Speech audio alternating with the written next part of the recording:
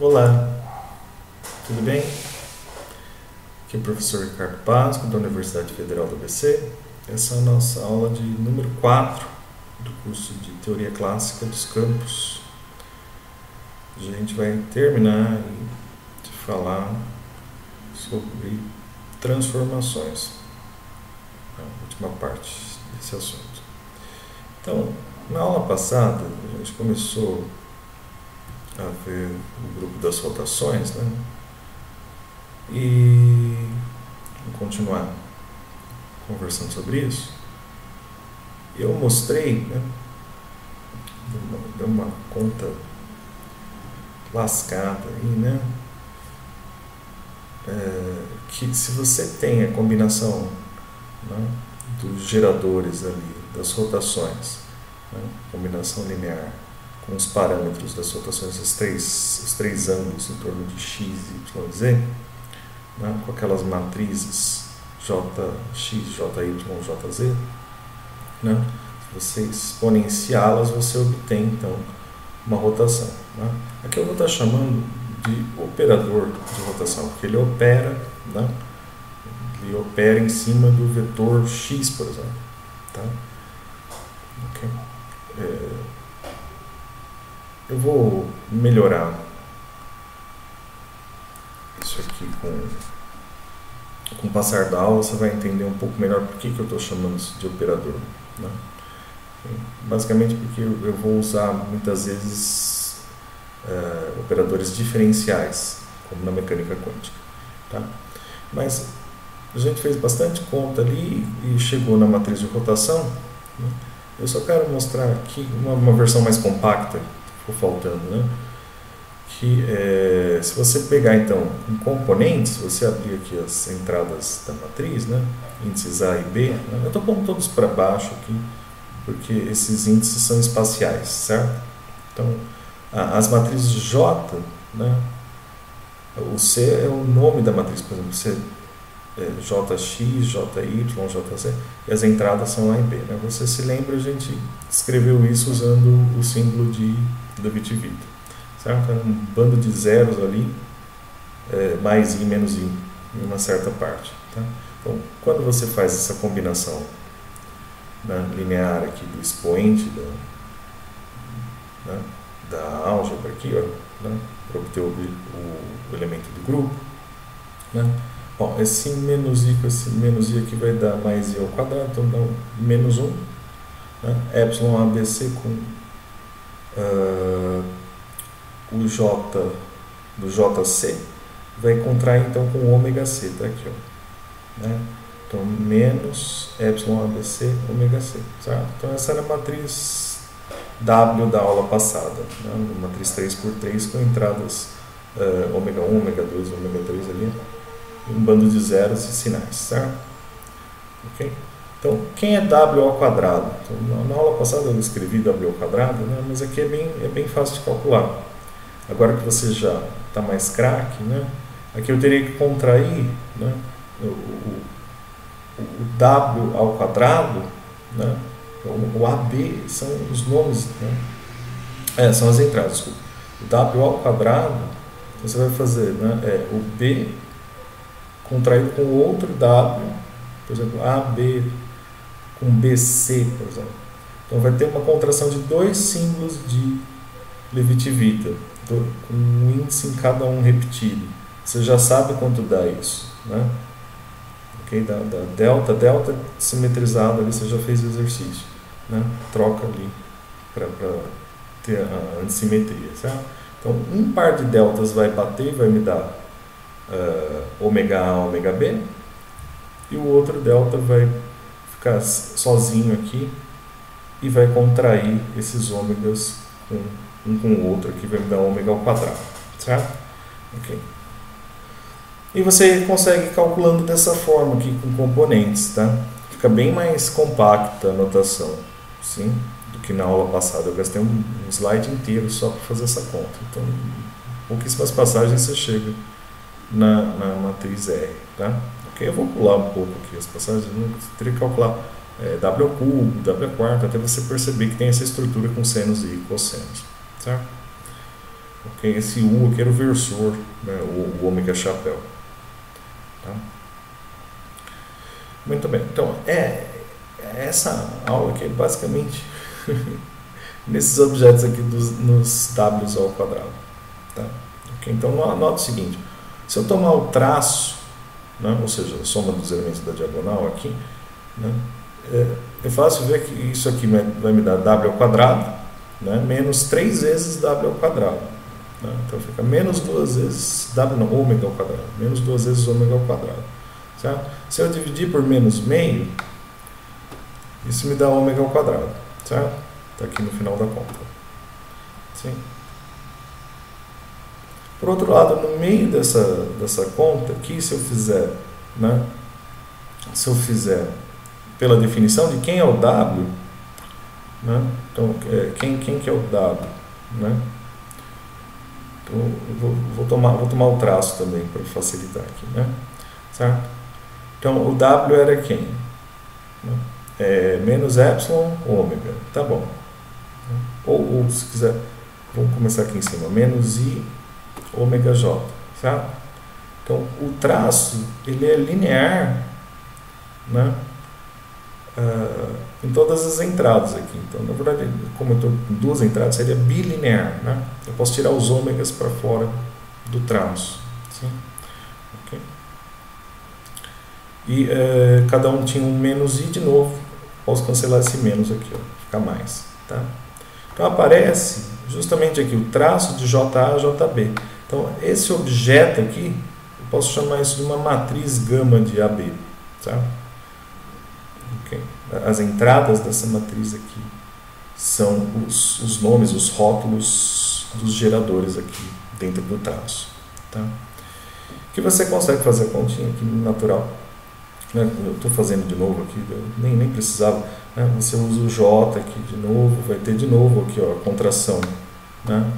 Entre 2 levitivitas, você chega aqui no delta, então, portanto, o ômega ao quadrado, como tinha que ser. Tá? Então, você percebe que essa matriz gama, né, ela aparece aqui, ó, gama de alfa de AB, ela é delta de AB. Certo? Portanto, o gama é igual à matriz de identidade. Tá? Isso ocorre para os grupos de rotação, para o grupo SO3, para o grupo SO2. Em geral, isso não é identidade. Tá? Em geral, isso é uma matriz mais complicada.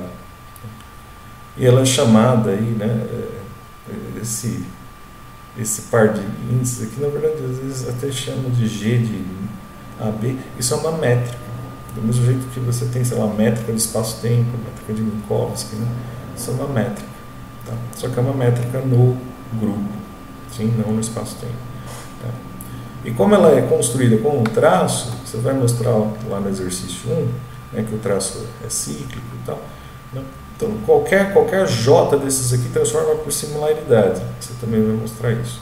Tá? Ele transforma dessa forma, que qualquer matriz, né, quando você roda, né, que é o nosso caso aqui, roda o seu sistema de coordenadas, ela se transforma dessa maneira aqui. Ó. Isso é chamado de transformação de similaridade. Então, o M novo aí, né, é R inverso. Certo? R menos 1. Tá? Então, portanto, o traço é igual na outra aula. Né? Se você tomar o traço dos dois lados aqui, isso aqui roda, né? Você vai provar isso finalmente. Bate aqui, então o traço é mantido. Tá? Então, o gama é uma matriz que não muda. Né? Não só por causa do traço, mas também, uma alternativa, você pode aplicar a própria transformação de similaridade em cima dele e você percebe que ela não muda também. Tá? Dá um pouco mais de trabalho, eu não vou pedir isso. Sim.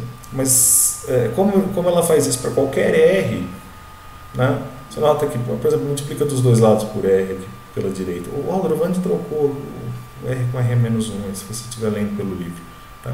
Pelas notas do Aldrovandi. Se você multiplicar dos dois lados aqui, você percebe que gama R é igual a R gama. Ou seja, na verdade, essa matriz construída dessa forma comuta com todas as matrizes ali do grupo. Tá? E, portanto, ela é um invariante. Né? Ela não é modificada, ou equivalentemente, já que ela comuta com todos os R's, e o R foi construído com os J's, com os geradores, então na verdade ela acaba comutando com todos os J's também.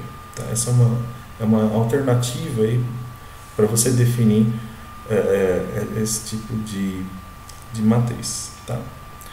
Okay. E o que a gente faz com essa matriz, com essa métrica aí? A gente pode construir o cara que você conhece há muito tempo já, que é o momento angular ao quadrado, assim, da mecânica quântica, o J ao quadrado, né? Certo? É que no caso das rotações, isso aqui é simplesmente a matriz de identidade, é o delta, né, de Kronecker, delta de AB. Então isso fica simplesmente jx ao quadrado, meu jy ao quadrado, meu jz ao quadrado. Tá?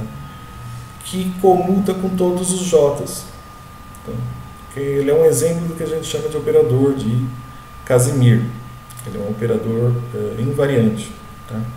Então o gama era comutável com todo mundo, então portanto esse j ao quadrado também vai comutar por construção aqui, isso comuta. Né? Construído dessa forma com índice contraído aqui também vai comutar. Certo? Então o j ao quadrado é um dos exemplos de um operador de Casimir. Tá? O grupo das rotações só tem um. Ele é um grupo muito simples. Seja o SO3, seja o SO2 que você esteja usando, não importa. A álgebra é a mesma. Sim? Okay? Para ambos, eu até escrevi aqui atrás. Ó. Se lembre, para índice, né, letra minúscula, a gente está falando da álgebra. Tá? O grupo é diferente, tem uma certa diferença, eu vou falar já já. Tá? Mas a álgebra é a mesma. Então, para essas duas álgebras, para o SO3 e SO2, né, só tem um Casimir, que é o próprio J ao quadrado. Tá? Mas para o grupo de Poincaré, por exemplo, tem dois Casimir. Tá? Tem dois operadores invariantes. Okay? Na verdade, eles vão me ajudar a classificar as diferentes representações desse grupo. Né? Então, você vai ter tamanhos diferentes, matrizes diferentes, por exemplo, pensando com um grupo de representação matricial, ou realização matricial. Já vou te acostumar ao ouvido com isso. Tá? Então, na aula passada a gente fez o SO3, eu refiz aqui rapidamente, né, em componentes aqui. Tá? Eu não fiz todas as passagens, mas você já sabe, você fez já o exercício, né? O que acontece? Os Ws pares vão sendo múltiplos da identidade, né? Os Ws ímpares são múltiplos do próprio W. Você consegue montar cosseno e seno como você já fez, pelo menos para uma direção, certo? Uma rotação em torno de Z, por exemplo. Sim. Okay. E aí você consegue calcular isso também para outros grupos. Né? Então, por exemplo, o SO2, você consegue fazer também a exponencial ali de matriz e chegar no operador de rotação. Tá? Okay. Só um detalhe aqui. Você vai mostrar lá no exercício que esses J's ao quadrado, tanto para SO3 quanto para SO2, né, eles têm sempre essa forma aqui. Ó, né? Quer dizer, você vai calcular num caso específico, na verdade, que é a representação fundamental. Né? Aqui eu estou tomando H cortado igual a 1, senão eu tenho que pôr um H cortado ao quadrado aqui na frente. Então, é só para simplificar a notação. Sim. Então, para o SO2, como eu comentei na aula passada, até, a representação fundamental dele não são matrizes 3x3, mas sim matrizes 2x2. Tá? De fato, elas são múltiplos, né, das matrizes de Pauli. Certo? Tem um fator meio aqui que não é convencional, isso é obrigatório mesmo, assim, para que ela satisfaça a mesma relação de computação, ou seja, para que ela satisfaça a mesma álgebra, sim, que o SO3 ali, para a gente ter isso para o SO2 também. Tá? E as matrizes de Pauli que você já conhece da mecânica quântica, né? A gente coloca só a mão ali para ter o spin, né? Tá? Aqui também a gente vai colocar a mão. Afinal de contas, o nosso curso é teoria clássica de campos, ainda não é teoria quântica de campos. Né? Teoria quântica de campos você só vai ter na pós. Tá? Ok? Muito bem. Então, como é que fica isso para o SO2? Para o SO2, a montagem é a mesma, eu não vou pôr I aqui porque os sigmas já são hermitianos. Tá? Aquele I era convencional. Eu já mostro isso novamente. Então, como fica aqui? Você vai calcular, por exemplo, W ao quadrado. Né? Bom, W ao quadrado é só multiplicar, que vai ficar 1/4, né? O ômega sigma A, ômega B. Os ômegas são números, os sigmas são matrizes, certo? E o sigma A, sigma B, né, tem uma identidade que você vai mostrar no exercício 3, que é essa daqui, ó, né? Isso é um múltiplo da matriz de identidade. Às vezes a gente nem escreve esse I aqui, esquece que tem uma matriz de identidade, mas tem uma matriz sim, tá? Às vezes um delta de Kronecker. Sim. E como isso é simétrico, aqui, ó, ômega A, ômega B, só vai sobreviver esse termo. Já essa parte aqui que tem de novo o símbolo de Levitt-Vida vai morrer, tá? Então você vê que é análogo ao que você fez para representação 3x3. Com essas matrizes 2x2 acontece a mesma coisa, ó. Os ímpares vão ser múltiplos do sigma e os pares vão ser múltiplos da identidade. Então você consegue mostrar isso aqui. Então a sequência par vai me dar cosseno, só que note, de ômega sobre 2. Sim? Mesma coisa aqui, a sequência dos ímpares aqui vai me dar seno de ômega sobre 2 de novo. Tá? Então, esse 2 é porque você enfiou um 2 ali. Não, ele é obrigatório. Não fui eu que inventei isso aqui. Sim? A álgebra pede para que você tenha sempre a mesma álgebra, sempre a mesma relação de comutação. Ela te força por um meio ali e aqui você fica com o ângulo pela metade. Tá? Ok. E aí o que acaba acontecendo? Né? Como essas matrizes são 2x2, é natural você pensar então, em vetores, né? Coluna aí com 2 entradas. Então elas atuariam em cima desses vetores. Tá? Então, se você atuar em cima desses vetores, aqui a gente normalmente decompõe na base, né, dos autovetores do sigma 3. Né? Sigma 3, aqui, como ela é diagonal, né? Ela é escrita dessa maneira diagonal, a gente já vê os autovalores aqui, mais 1 e menos 1. Sim? Então, esse cara aqui é o spin para cima, você já viu isso embaixo. Né? O chamado spin para cima e spin para baixo. Sabe? Então, um spinor qualquer, esse objeto de duas entradas, aqui é chamado de spinor de Pauli, né? Então, tem trocentos nomes, mas eu vou chamar de spinor simplesmente, de 2 entradas. Esse spinor aqui, então, vai ter uma componente para cima e uma componente para baixo. Sabe? Nota que isso aqui normalmente não é, isso seria a parte só de spin, né? Tá? Não tem coordenadas aqui. Assim. Esse é um modelo simplificado, né? Só tendo a parte dos spins, né? A gente põe isso à mão na equação de Schrödinger, por exemplo, né? Para ter o spin. A equação de Schrödinger não tem spin. Ela é uma construção a partir da teoria não relativística, certo?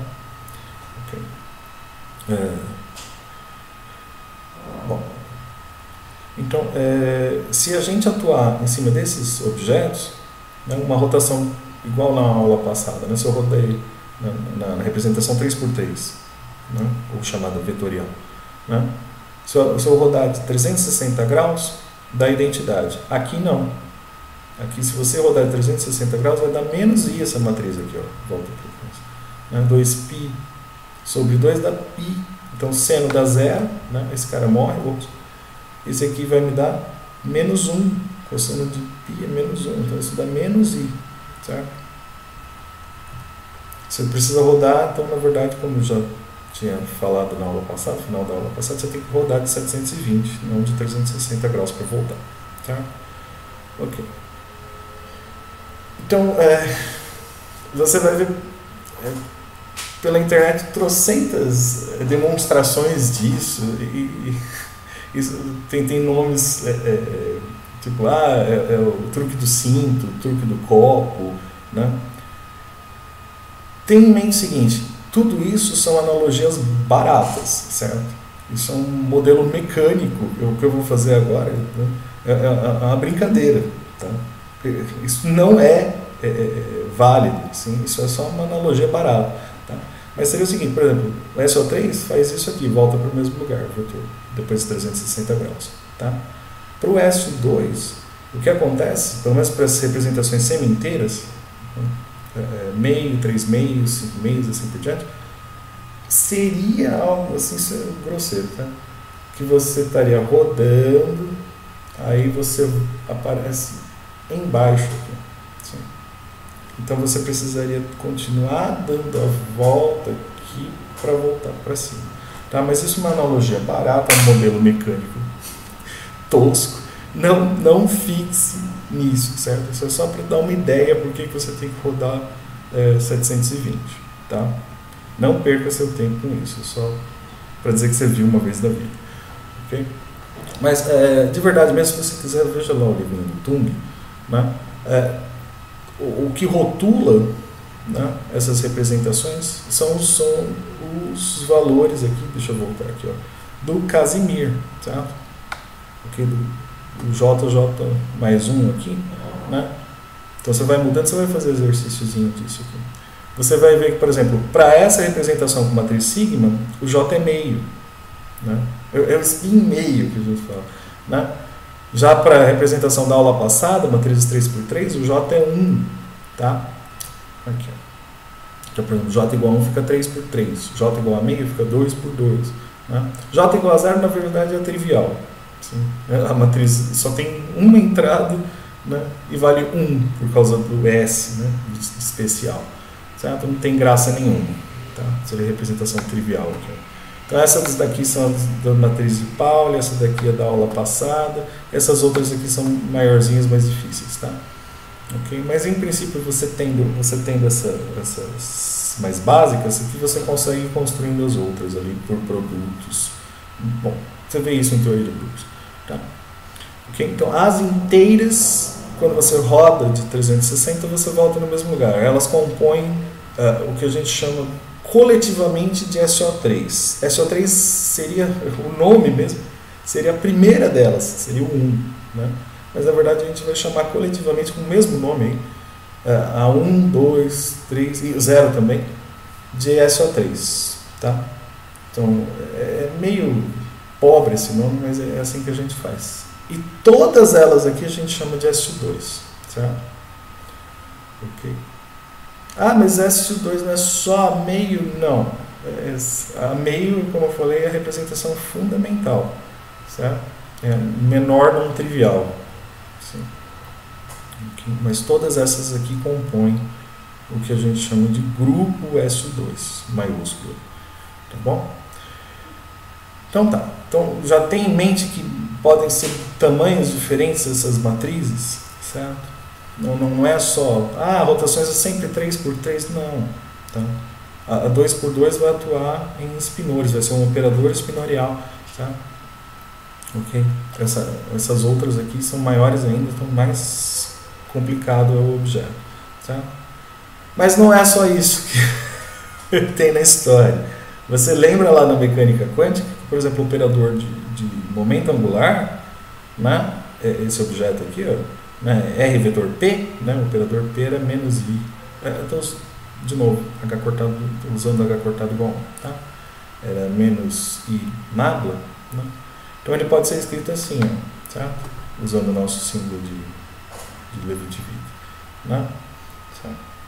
E lá na mecânica quântica, normalmente a gente pega a função de onda, esses operadores diferenciais, ou essa realização da mesma álgebra, assim, atua então em cima dessas funções de onda, né? Na verdade na parte angular aqui, né? Onde a gente expande normalmente isso nas autofunções do operador J ao quadrado, hein? Né? J ao quadrado de J3, você lembra disso de quântico, sim? Que são os harmônicos esféricos, tá?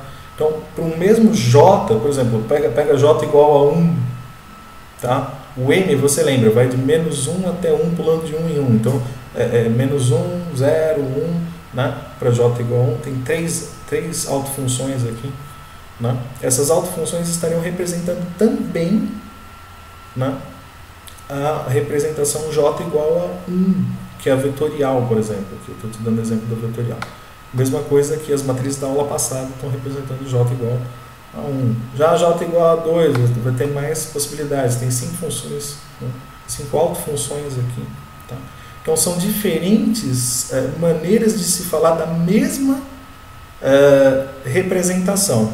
Tá? Então o matemático chama isso de diferentes realizações. Okay? Então nem sempre eu vou usar só matriz. né? Ah, essa é sempre matriz? Não, né? Deixa eu comentar aqui. Por exemplo, volta aqui. Pensa em sigma 3, matrizinha sigma 3. Você tem esses dois vetores simplinhos e essas são as constantes aqui, ó. Sim, isso é a mesma expressão aqui, ó. Você tem constantes e autovetores, que na verdade são autofunções. A gente está trabalhando no espaço das funções com esses operadores diferenciais. Tá? São os geradores na roupinha dele aí de operador diferencial. Tá? É isso que a gente faz na mecânica quântica, que troca muitas vezes, né? Passa de um para o outro ali, né? Sem falar muito. Eu estou querendo explicitar isso para você. Tá? Ok? E, bom, então dá para ir mais para frente. Vamos por tempo agora, né? Aquilo é só espaço. São só rotações espaciais. Né? Dá para pôr o tempo junto? Dá. Né?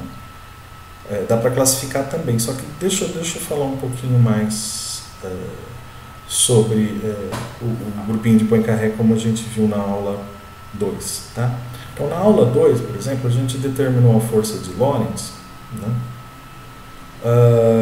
Minimizando a ação total. Né? O S tinha duas parcelas. A parte livre, né? Certo? A parte da partícula livre e a parte de interação com o campo eletromagnético. Certo? Em princípio mesmo a gente tinha que colocar também uma ação do próprio campo eletromagnético para ser completo, mas a gente está tomando ele como um campo externo, não tem tanto problema. Tá? Okay? Eu não quero saber qual é a fonte do campo eletromagnético, eu não vou me preocupar muito com isso. Ele caiu do céu, ele está pronto. Tá? Mas o que você tem que ter em mente é que por que essas equações são bacanas? Né? Por que essas equações são válidas? Então, elas nascem de um princípio, né, de minimação, onde a ação foi construída com invariantes invariantes do grupo. Tá? Okay? Então, por exemplo, produto escalar é invariante por Lorentz. Tá? Okay? E a gente escreveu, né, o ds, o intervalo, né, ele é escrito com os infinitesimais, ou mesmo que seja no caso finito, são vetores, são deltas, certo? Então é a diferença entre dois pontos no espaço. Então, se você mudar a origem, fizer a translação da origem, né, não importa o que você faça, o seu sistema, o vetor é o mesmo. Sim? Pense na transformação passiva. Certo? Okay? O A aqui é uma constante, então acaba morrendo. Então, tudo é construído com diferenciais, certo? A ação é construída com diferenciais, para que a translação não me importe. Na verdade, muitas vezes eu vou esquecer que é o grupo de Poincaré, vou falar só de Lorentz, certo? Okay. E o Lorentz eu vou sempre construir com escalares, eu vou contrair índice com índice aí para dar certinho, tá? Okay? Às vezes eu vou usar essa notação compacta aqui, da transformação de Poincaré como Lorentz mais translação, certo? Igual, por exemplo, aquela representação 5x5, né? Ah, só tem a 5x5? Não! É que essa representação é a vetorial para o grupo de Poincaré. Tá? Ok? Muito bem, então o que eu quero mostrar aqui? Eu quero dizer o seguinte, olha bem para essa equação, o beta está sendo somado, então é um produto escalar aqui, né? Vai morrer um índice com índice aqui, não está apitando nada, ele é um índice mudo, certo? Mas sobra alfa de um lado, alfa do outro, um bando de constantes e o ds é invariante, certo? Então a transformação do lado esquerdo é a transformação de um vetor, sim? De uma diferença de pontos. Tá? A transformação do lado direito, mesma coisa, tem um índice vetorial aqui. Ó. Sim? Sobra só um índice livre aqui. Ó. Tá? Então, se eu for transformar isso para um novo referencial, os dois lados vão ser transformados da mesma maneira. Você vai ter uma lambda, né? Uma transformação de Lorentz com esse índice alfa aqui, e aqui também com esse outro índice alfa. Então, a gente disse que essa é uma equação muito, muito boa. É uma equação que os dois lados mudam simultaneamente. A gente chama isso, infelizmente, do nome de covariante, né? Mesma variação, sim? Okay? Dos dois lados lado esquerdo e lado direito se transformam da mesma maneira. Então, essa é uma equação que é válida em todos os referenciais inerciais. Essa é uma equação ótima. Esse é o tipo de montagem que a gente tem que fazer numa teoria relativística. Então, a teoria de campos, que é a generalização relativística aí, da mecânica, do eletromagnetismo, enfim. Bom, o eletromagnetismo já é a velocidade da luz. Ela é sempre construída com equações dessa forma, covariante. Tá? Então, por que o nome é ruim? Porque você vai lembrar, tem um vetor com índice para baixo, a gente chama de covariante, contravariante para cima. Isso é uma linguagem horrorosa que, infelizmente, a gente continua dizendo. Então, não confunda isso, não tem nada de vetor aqui, isso é uma forma covariante. Tá? A equação tem uma belíssima lei de transformação correta dos dois lados. Tá? Então, isso vai ser válido, né, para todo o referencial inercial, como eu já havia dito. Tá? Então, a ideia é essa, né? É construir uma ação a partir de invariantes. Então, por exemplo, as ações que nós vamos construir, a gente vai ver isso nas próximas aulas. Vão ser sempre com D4x, não é D3 nem DT, certo? A gente já viu na aula 2, né, que o volume, né, tinha contração e o tempo tinha dilatação, mas o D4 é invariante. Então, essa é a montagem certa, com D4x aqui. Assim, afinal de contas, a gente precisa ter tempo e espaço em pé de igualdade. Certo? Okay? E esse objeto lagrangiano aqui dentro também vai ter que ser construído, né, com diferenciais, por exemplo, se fosse ser muito rigoroso ali, para cancelar as translações, sabe? Na verdade, a gente diria que são formas diferenciais. Bom, enfim, isso aqui é uma forma diferencial. Né? Mas o importante é que eu vou precisar de campos aqui dentro e primeiras derivadas desses campos, tá? Construídos de maneira que sejam invariantes de Lorentz, certo? Okay.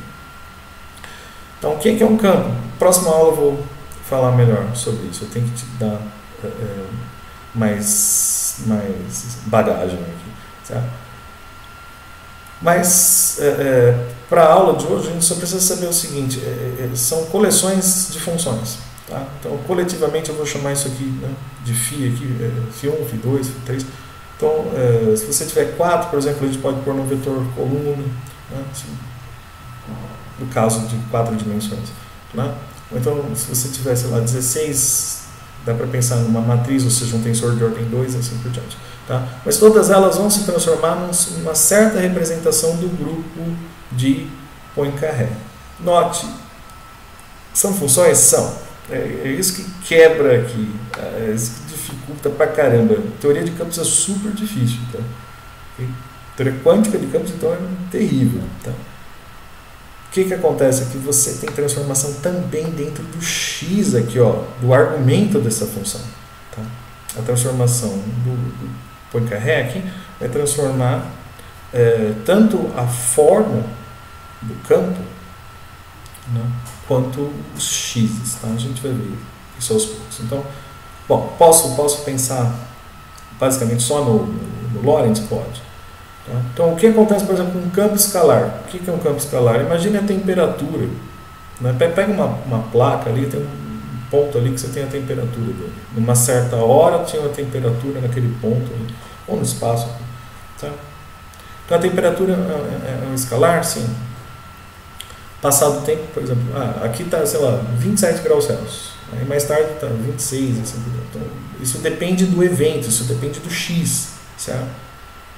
Só que é um número, simplesmente. Por exemplo, 27 graus Celsius.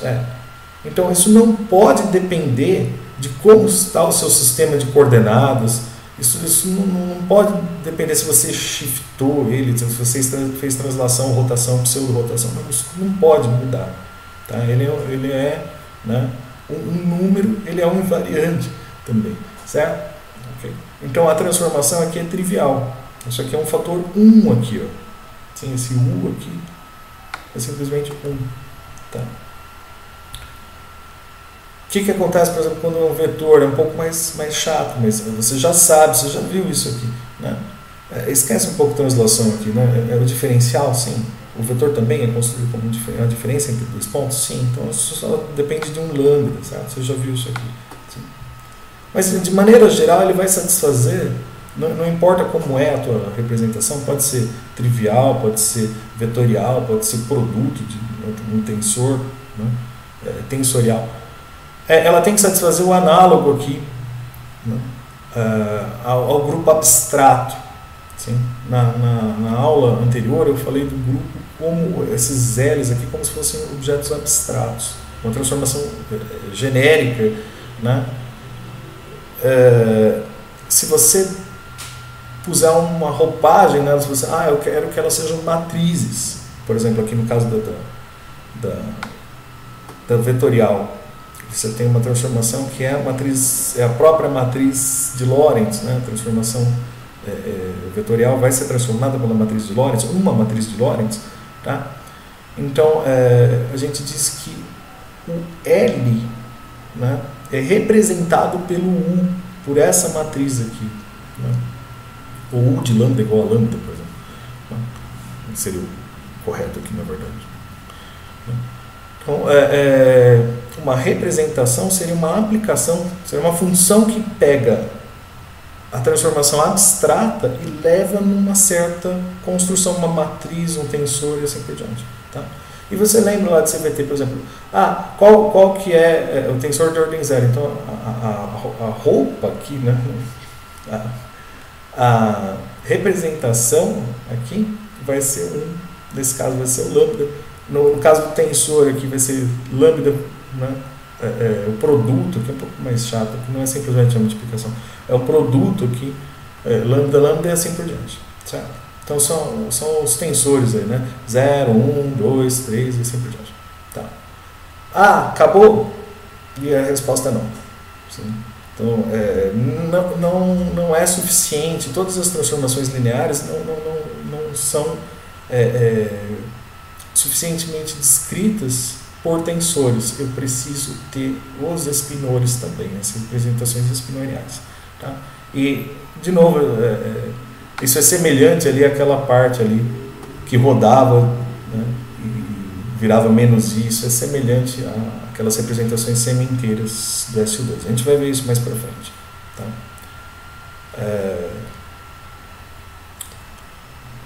Como o elétron ali, né? Tá? Então é por isso que o povo fala, se você rodar o elétron de 360, calma, isso não é um elétron ainda, certo? O elétron não é um spinor de duas entradas. Tá caminhando, certo? Ok, mas só um detalhe, né? Se eu voltar para a quântica ali com os operadores diferenciais, né? A realização por operadores diferenciais, né? Esses meus U's aqui, eles vão atuar em cima de autofunções, certo? Então, por exemplo, eu tenho uma autofunção aqui que vai ser transformada, né? Pegue, por exemplo, a equação de Schrödinger. Então, essa função é escalar, sim? Daria 1 aqui, certo? Ok? Pega uma função mais complicada ali, então, com mais de uma componente, por exemplo, a equação de Schrödinger com Pauli embutido ali, né? Com o termo de Pauli, com os espinores de duas entradas ali. Então é um pouquinho mais chato aqui, você vai ter uma outra representação. Enfim, se você estiver transformando, você vai transformar, pega dois campos, né? O φ e o ψ, eles vão ter a mesma transformação aqui, beleza. Então o que é uma medida física na mecânica quântica? É o sanduíche, né? Certo? É o Bray-Cat ali, módulo ao quadrado. Certo? Então, se você transformar esses dois caras aqui, você se lembra que isso aqui sai com o dagger, né? Certo? O cat aí, né? Pro Bra, isso aqui vai vir como o dagger, né? E o dagger U. Então, para que isso seja original, o módulo ao quadrado aqui desse sanduíche original aqui, né? Ou o quanto dessa função está projetada nessa outra aqui, esses coeficientes aqui, o módulo ao quadrado, né, desses coeficientes, isso tem que ser o mesmo, sim. Então, na verdade, aqui dentro isso tem que ser a matriz identidade, ou como números aqui, pode ter um sinal aqui, negativo, certo? Porque o algoritmo botou 1 aqui, não é bem verdade, isso aqui são operadores. Isso, na verdade seria o U de L0, mas bom, enfim. Né? E aí a gente vê que então, esse U dagger ou é a inversa ou é menos a inversa aqui, então na verdade o U é unitário ou anti-unitário. Você já conhece isso na mecânica quântica, tá? E eu vou escolher unitário para que ele seja conectado à identidade. Eu possa fazer isso aqui, eu posso escrevê-lo como um exponencial de algo pequenininho ali, que eu possa expandir, certo? Bacana. Em primeira ordem isso aí, certo? Então, eu vou escolher também aqui, eu vou botar um I aqui em cima, né, em minúsculo aqui, o número imaginário, para que o J seja hermitiano, como na mecânica quântica, para que tenha alto valor real, etc. Eu já falei disso. Sim. O matemático gosta assim, beleza, então ele vai usar que é anti-hermitiano, então J dagger é menos J. Tá? Então, ou seja, a gente já está pronto para escrever, né, como é que fica a transformação de translação, né, gerada aí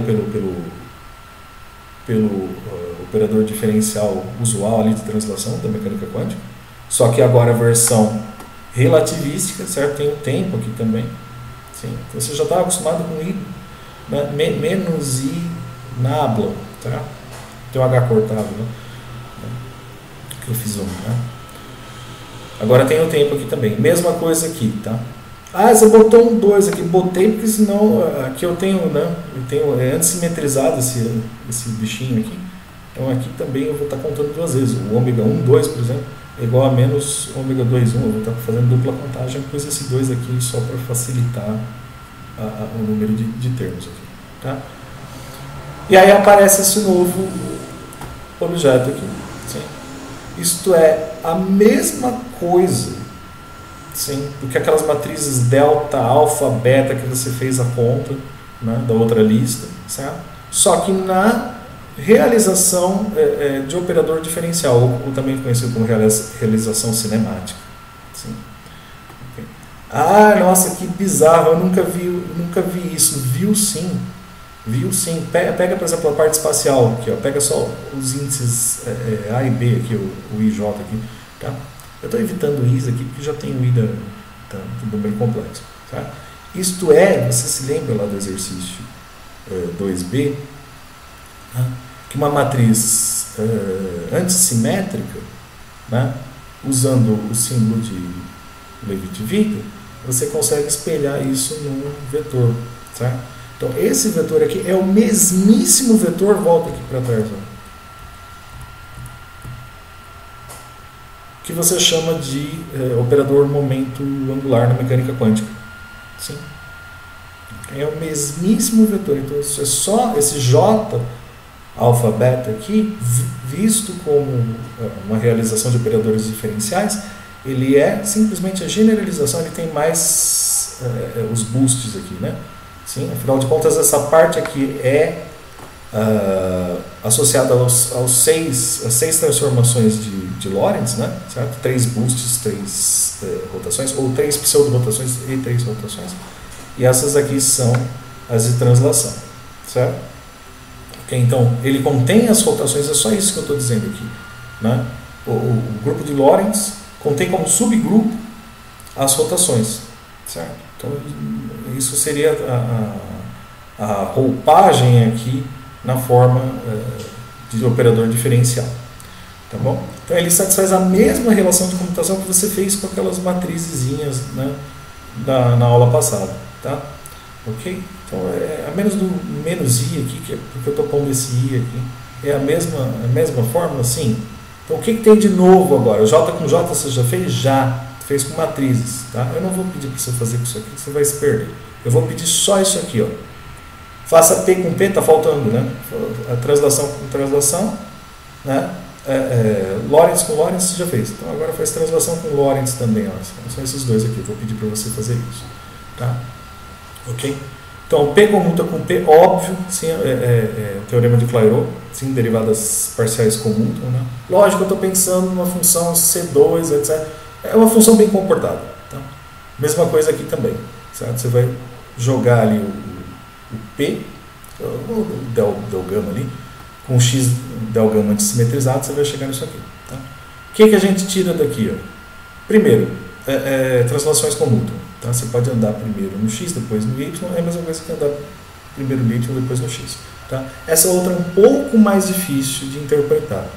Mas se você substituir, eu vou deixar para você fazer depois, se você substituir o p por x, essa expressão continua sendo válida aqui também. Tá? Essas coisas têm que atuar em cima de uma função. Não se esqueça disso. Tá? Não vai fazer livre, isso aí que você vai errar tudo. Certo? Isso aqui atua em cima de um f, dos dois lados. Tá? Okay? Então você consegue mostrar que isso continua sendo válido? Sim. Mesmo para o x? Sim. Só que você se lembra que o x aqui é o nosso protótipo. Ele é o vetor de Lorentz básico. Então, se vale para esse x, na verdade seria delta x, né? Vale para qualquer vetor. Então, isso aqui me diz que o p se transforma como um vetor mesmo, de verdade. Então, é correto eu dizer que esse p aí, né, tem a lei de transformação de um shift ali, de uma translação, né, no espaço-tempo. Tá? Ok. Beleza. Então, finalmente a gente chegou onde a gente precisava chegar. Aqui, o grupo das rotações tem um Casimir só tem aquele J ali para classificar? Sim. Mas o Poincaré tem dois. Ele é um pouquinho mais complicado. Quem eles são? Bom, primeiro, você vai fazer lá o último item ali, né, do exercício 4. Você vai mostrar que P ao quadrado comuta com J e com P. Ele comuta com todos os geradores. Sim, então ele é um operador de Casimir.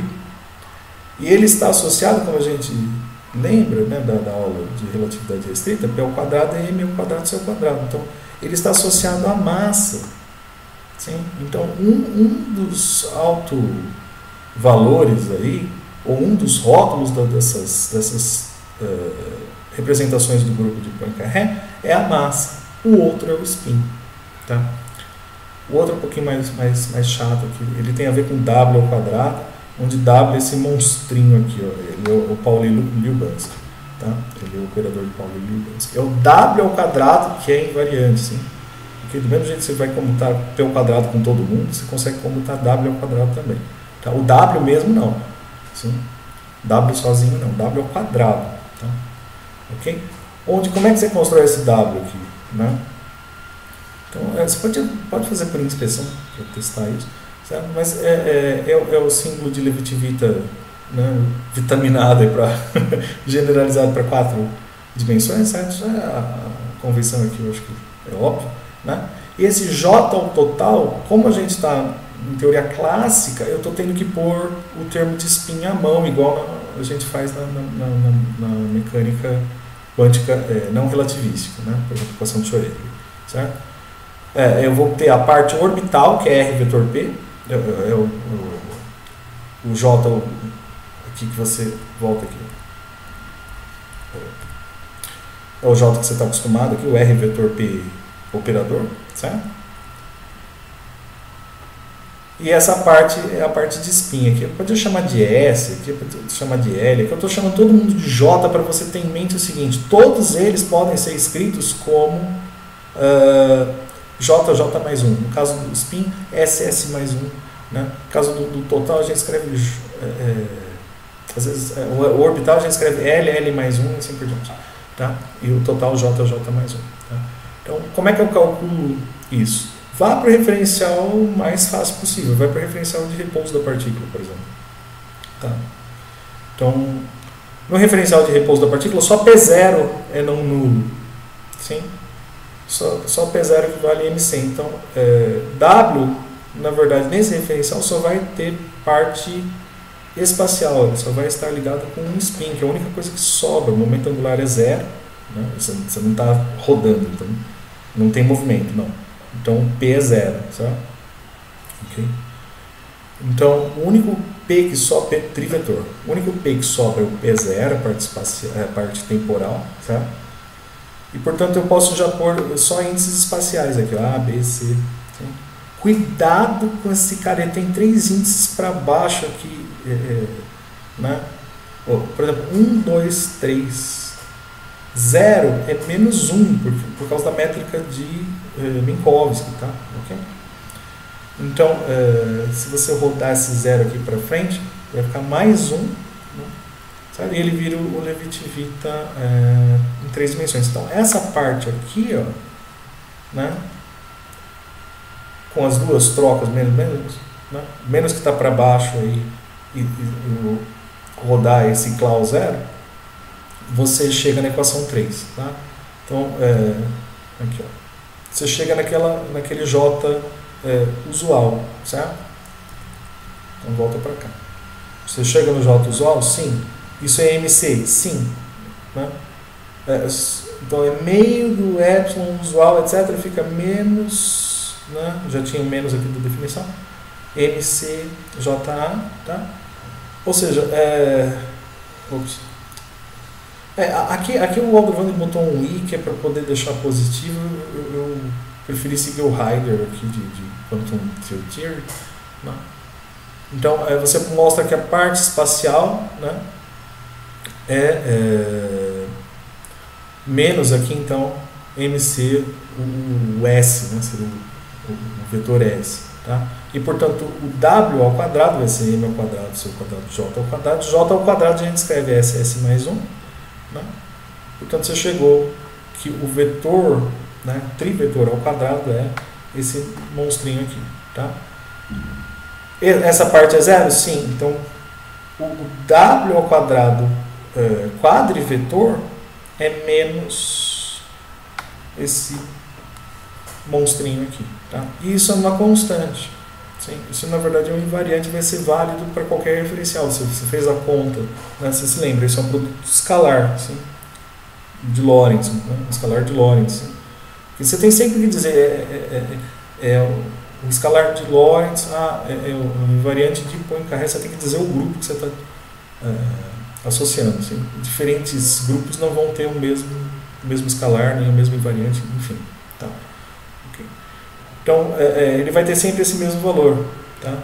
Então, o P ao quadrado classifica a massa, sim. O operador P ao quadrado classifica a massa. O W ao quadrado, o Pauli-Lubianski ao quadrado, vai ter a massa, que você já pegou pelo P ao quadrado, você vai, então, classificar pelo spin. Então, resumidamente, as representações do grupo de Poincaré, né, são rotuladas por massa e por spin. Isso, na verdade, classifica as partículas elementares. Tá? Okay? Você só vai precisar das primeiras. Na verdade, na natureza, a gente só enxerga essas primeiras aqui. Né?